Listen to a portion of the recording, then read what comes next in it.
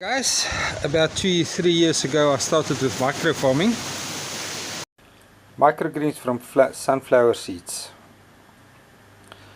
8 to 10 days from sprouting. Easy process and very high in protein and vitamin B. You start with it in a sealed container, and a cup about this size will produce an average of roughly about 1 kg worth of green salad. What you're going to need is a plastic mayonnaise bottle, 750 gram plus the 100 gram 850 gram bottle, because this cup sprouts in there and fill it within 3 days. It starts with there, the sprouting process starts over there, and at the end of 3 days you've got so much seeds that you have to flatten in a tray. So this is the first phase of the process. You have to sanitize this after every sprout to get rid of any mildew or fungus that might be growing inside the bottle. I use a strong solution of jig to sanitize my microgreen containers, growing containers and sprouting containers. So after we fill that cup into this bottle, don't take off the plastic. It needs to keep the sunlight out to facilitate in the sprouting process. Now the washing process is going to start. Now, because we're using normal bird seed, it's not quite fit for human consumption, but for that reason we just wash it vigorously. The reason why I'm using bird seed is because it's the driest seed that you can find. If you buy the sprouting seeds, that is very, very expensive.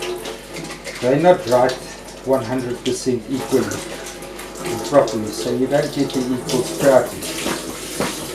So all I do is I start with a little bit of jig water in the bottle of the bottom of the bottle when I start my washing process, and I wash it about 2 to 3 times with normal tap water. The chlorine content in the tap water is more than enough to kill any pathogens that came with the bird seed. The bird seed is equally dry, almost 100% dry, so you get an equal sprouting from the bird seed. So you'll see when you wash it, it comes out a little bit brownish for the first 2 or 3 washes. Yes, it takes a lot of water, I agree. You could use those water somewhere else in your toilet or even in your garden. But for the sake of the video, I'm just doing it under control video conditions. Normally I do this into a bucket, and this bucket goes onto my water goes onto my other flowers like my mint and basil and sprout. Okay, so this one I took out on the morning of day 3. And hopefully this wasn't good time. Let's go and set it up. These sprouts are now at day 3 of the process. You can see some of them sticking out there. I need to weigh them down so that they sprout evenly and get their roots into the sand. Using the weighted one that is already busy growing upside down to hold this one down, so hopefully they get their roots into the ground. Okay guys, this is not the perfect tray. It's the first one in 3 years. I left the sprouts too long in the sprouting bottle. It was 4 days, so they grew too long, and what happens, the root system hasn't anchored in the growing medium. In this case I use earthworm castings because I've got lots of it. Anybody that wants earthworm castings can contact me on 081 342 7371. I can supply Richards Bay, Mpangeni, Matuba, St. Lucia, Hlui area. Let me know if you want some. It's pure earthworm castings that I grow in plastic containers from garden refuse. You grow earthworm castings? No. You farm it, I think. Anyway, because this is now not the best tray, I have to remove all the seed shells by hand. I can't just brush them off. But hopefully the second and third tray will look a little bit better. Still a good harvest, close to 700 grams that I got out of this cup of seed.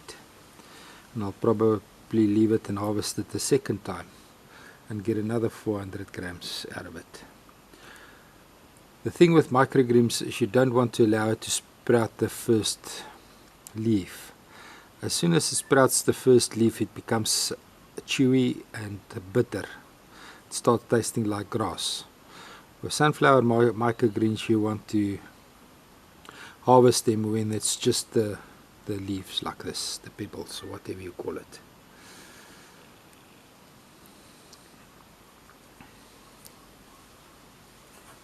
Thank you for watching the videos.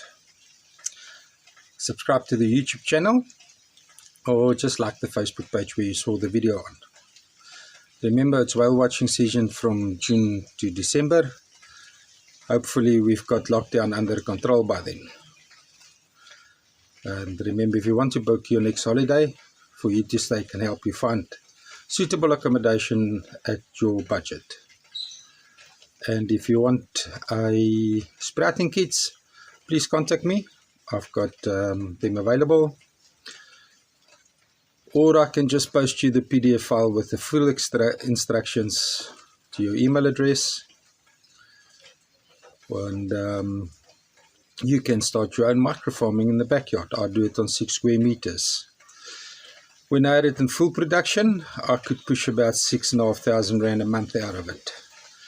I know it's not a lot of money, but a lot of people only work for that amount of money for a boss. You can be a stay-at-home mom or dad and still get just a little bit more than basic or minimum wages with microfarming.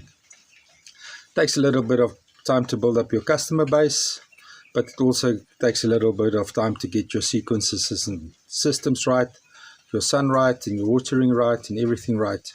But microfarming can be a suitable alternative income or passive income for you if you've got the time on your hands. I'm Petrus Vivius. Thank you. Keep on watching.